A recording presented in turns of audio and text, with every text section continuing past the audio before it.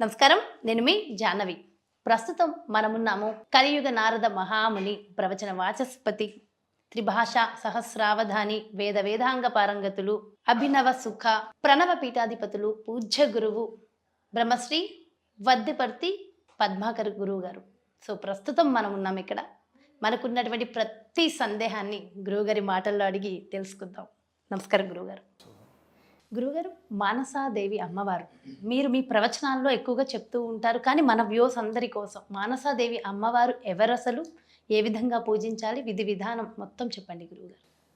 ఓం సర్వచైతన్య రూపాం తాం ఆద్యాం విద్యాంచ ధీమహి బుద్ధిం యా నః ప్రచోదయాత్. పూర్వం ఒకప్పుడు శివుడు కళ్ళు మూసుకొని మానసిక ధ్యానం చేశాడు. శివుడికి కూడా ధ్యానం చేయవలసిన అవసరం ఉంటుందంటే దేవతలు తమ గురించి తామే ధ్యానం చేస్తారు. శ్రీకృష్ణ పరమాత్ముడు యోగాభ్యాసంలో ధ్యానం చేయడు. అలాగే బ్రహ్మ, శివుడు వీళ్ళంతా తమను తామే ధ్యానిస్తారు. ఆత్మధ్యానం అని పేరు దానికి. అది చాలా గొప్ప ప్రక్రియ. ఆ ప్రక్రియ తెలియాలంటే గురువుల మీద సంపూర్ణమైన భక్తి ఉండాలి. మహానుభావుడు గనక, ఈశ్వరుడు తనకు తానే గురువు గనక, దక్షిణామూర్తి ఆయనే గనక కళ్ళు మూసుకొని ధ్యానం చేస్తూ ఉంటే ఆయన మనస్సంకల్పంతో మనస్సులో నుంచి ఒక పరమసుందరి అయిన కుమారి పుట్టింది. శివుడి యొక్క మనస్సు నుంచి పుట్టిన ఆవిడ్ని మానసాదేవి అన్నారు. ఆవిడ పుట్టిన స్థలం హరిద్వార్. ఇప్పుడు హరిద్వార్ అంటున్నాం కదా, ఆ హరిద్వార్లో గంగా నదీ తీరంలో ఉన్న కొండ మీద ఉన్నది. ఇప్పటికి కూడా అక్కడికి వెళితే మీకు హరిద్వార్ దగ్గర 2 గొప్ప పర్వతాలు కనపడతాయి. ఒకటి గంగకి అటువైపు, ఒకటి గంగకి ఇటువైపు ఉంటాయి. ఒక దాని మీద అమ్మ చండి లేక చాముండ అనే నామాలతో కొలువై ఉంది. 2వ పర్వతం మానసా పర్వతం, మానసాదేవి యొక్క నివాస స్థానం. ఆ కొండ మీద శివుడు ధ్యానం చేస్తూ ఉంటే పుట్టింది. నిజంగా జీవితంలో ఒక్కసారైనా అక్కడికి వెళ్ళాలి, హరిద్వార్కి.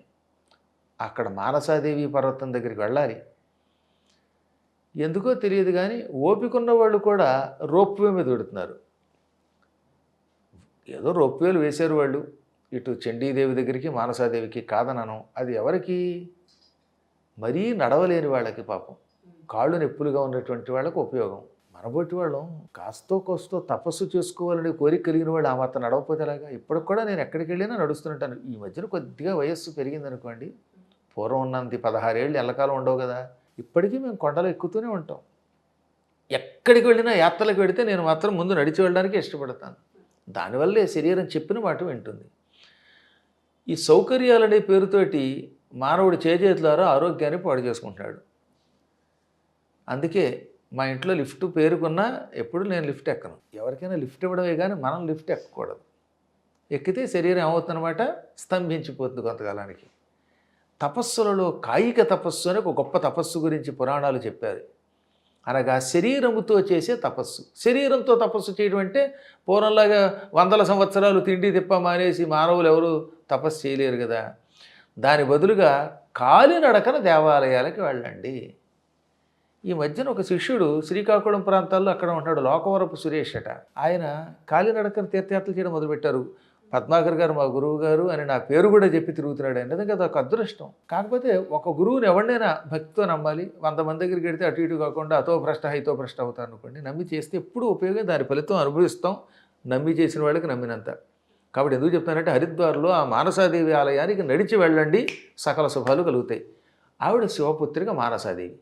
ఈవిడ నాగదేవత, పాములకి దేవత. ఆవిడ పుట్టడమే సర్పాకారంలో పుట్టింది, అందువల్ల ఆవిడ నాగదేవత అంటారు. ఈవిడ తన అంశతో వాసుకి చెల్లెలుగా పుట్టింది. కశ్యప ప్రజాపతికి కద్రువ అనేటటువంటి భార్య వల్ల, కశ్యప ప్రజాపతి 13 భార్యలో ఒక భార్య పేరు కద్రువ.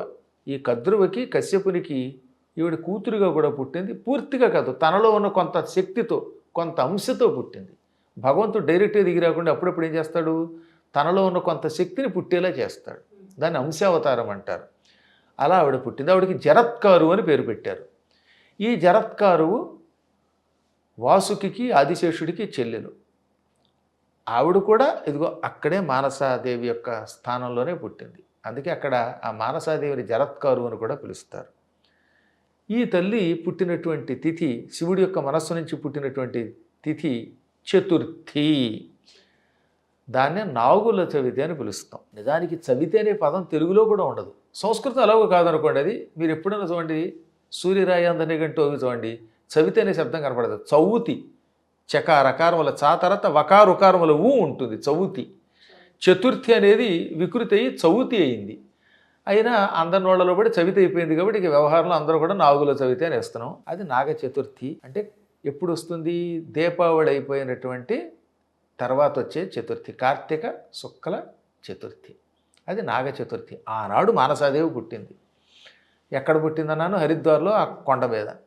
అందుకని ఆ రోజున ఆ అమ్మని పూర్వకాలంలో చిమ్మిలి అనగా బెల్లము నువ్వు పప్పు కలిపి తయారు చేసినటువంటి ముద్దతోటి నైవేద్యం పెట్టి పానకం పెట్టి చలివిడిచ్చి పూజించారు. ఆ అమ్మకి పాలు అంటే ఇష్టం కనుక క్షీరాన్ని సమర్పించారు. తర్వాత పుట్టల్లో కూడా పాలు పోయటం మొదలుపెట్టారు. ఈ పుట్టల్లో పాలు పోయటానికి వాటికి పెద్దగా మనకి ప్రమాణాలు కనపడవు శాస్త్ర ప్రమాణాలు. అది కూడా ఏ పెద్దలో పెట్టుకున్న సంప్రదాయం. అది వాళ్ళు పెట్టిన సంప్రదాయం మనం ఎందుకు కాదనాలి? అందుకని పుట్టలో పాలు పోస్తున్నారు. కానీ డైరెక్ట్గా అమ్మవారి యొక్క విగ్రహానికే పాలు నివేదన చేసి తర్వాత పిల్లలకి ఇచ్చేవారు. అది చేయడం ఏం తప్పేం కాదు. చిమ్మిలి చాలా ఆరోగ్యం కూడా ఆ కాలంలో. ఇప్పటికి కూడా శరీరానికి బలం కలగడానికి నువ్వు పప్పు తినండి అన్నారు. అవునా? ఆ రోజుల్లో మన వాళ్ళు అమ్మవారికి నివేదన చేసి తినండి అన్నారు. దానివల్ల సత్సంతానం కలిగేది, శారీరకమైనటువంటి దృఢత్వం వచ్చేది. ఈ కార్తీక మాసంలో చలి పెరుగుతుంది కదా, చలి తట్టుకునే శక్తి ఇస్తుంది ఆ నువ్వు పప్పు. కాబట్టి ఆరోగ్యరీత్యా కూడా ఆయుర్వేదం చెప్పినటువంటి మార్గాన్ని అనుసరిద్దాం. ఈ తల్లి అనుగ్రహం వల్ల ముందు నాగదోషాలు తొలగిపోతాయి. పాములు చంపడం మహాపాపం. అనవసరంగా దేని జోలికి వెళ్ళకూడదు. మన పూర్వులు కనీసం తేళ్ళు జర్రులు కూడా చంపేవారు కాదు, ఒట్టినే చంపేవారు కాదు. ఇంట్లోకి వచ్చి పడిపోయి మన ప్రాణం తీస్తేనే చంపేవారు. పొలాల్లో దున్నుతున్నప్పుడు అనుకోకుండా పాములు చంపాల్సి వస్తుంది ఒక్కోసారి. అలాగే ఇళ్లల్లోకి ఏదైనా పాము వస్తే వెనక ముందు చూడకుండా అది మన జోలికి రాకపోయినా పాము అంటే భయంకరంగా చంపేస్తున్నాం. కొన్ని దేవతా సర్పాలకు కూడా తెలిసో తెలియక అపచారాలు చేస్తున్నామంటే అలా చేసిన వాళ్ళ గురించి చెప్పాను, మీరు నేను అని కాదు. కొంతమంది తెలియక నాగదేవతల ఆలయాలు పడగొడతారు. అలాంటి వాళ్ళు వీళ్ళందరూ నాగదోషాలు పొందుతారు. అంటే జాతకంలో ఉంటాయి గురుజీ? జాతకంలో కాదు, ముందు వీళ్ళు చేతులలో చేస్తున్నారు. పాములు చంపడము, ఆలయాలు కోల్చడము, ఇలాంటి పనుల వల్ల నాగదోషాలు వస్తాయి. కుజదోషం అనే పేరుతో ఒక దోషం ఉంది. దాని గురించి కొంతమంది జ్యోతిష్కులు అనవసరంగా భయపడి ప్రాణం తీసేస్తూ ఉంటారు. అదేం భయంకరమేం కాదు, కూడా ఒక చిన్న దోషం. అలాంటి దోషం ఉన్నవాళ్ళు వీళ్ళందరూ మానసాదేవిని పూజిస్తే ఆ దోషం నుంచి విముక్తి పొందుతారు. మానసాదేవిని భక్తితో పూజించినటువంటి వాళ్ళ ఇళ్లలోకి పాములు వచ్చి కాటేయడం ఉండదు చూడండి. అందువల్ల మానసని తప్పక పూజించాలి. ఆ పూజించే విధానం ముందే చెప్పినట్టుగా నాగ చతుర్థి నాడు ఆవు పాలతోటి, చిమ్మిలితోటి, తర్వాత చలివిడి, ఈ 3 తయారు చేసి వీటిని అమ్మవారికి నివేదన చేయాలి. అమ్మవారికి నాగ అష్టోత్తర శతనామాలు ఉన్నాయి. భవిష్య పురాణంలో ఉన్నాయి 108 నామాలు. ఈ 108 నామాలు కానీ లేదా 108 నామాలు చదవలేనటువంటి వాళ్ళ కోసం ఒక గొప్ప అద్భుతమైన మంత్రం ఇస్తున్నాం అన్నమాట. ఓం ఐం హ్రీం శ్రీం మానసాదేవి నమః.